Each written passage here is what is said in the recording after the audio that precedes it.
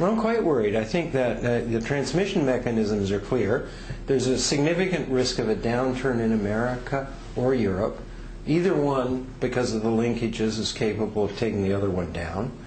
The combined downward dip, I'm not just talking about going flat, but a combined downward dip in Europe and America, which is a good chunk of the industrialized economies, I'm quite sure will take down growth in China particularly, and that will then immediately spread to the rest of the emerging economies, again because of the trade linkages. And so I think that the risks have gone up significantly.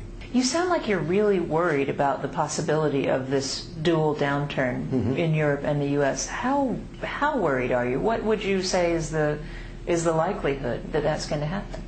Probably 50%.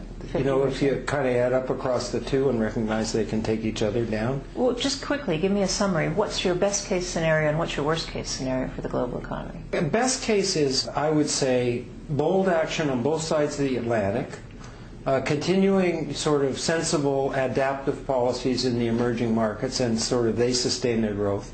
We don't take a downturn in Europe and America, so the emerging markets sustain their growth.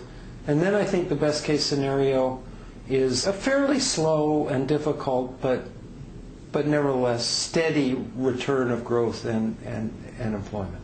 Global GDP growth of? I guess global GDP growth could go up to kind of 3-4%, and then when we're out of this mess, that's probably going to take 5 years in the best case scenario, then up again. And how about the worst case scenario?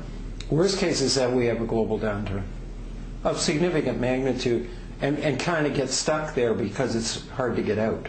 In the worst case scenario, what do you think the drop in GDP growth would be in the developed economies? 2.5%. Drop. And then I think, you could easily get growth around 1%, struggling up, over time.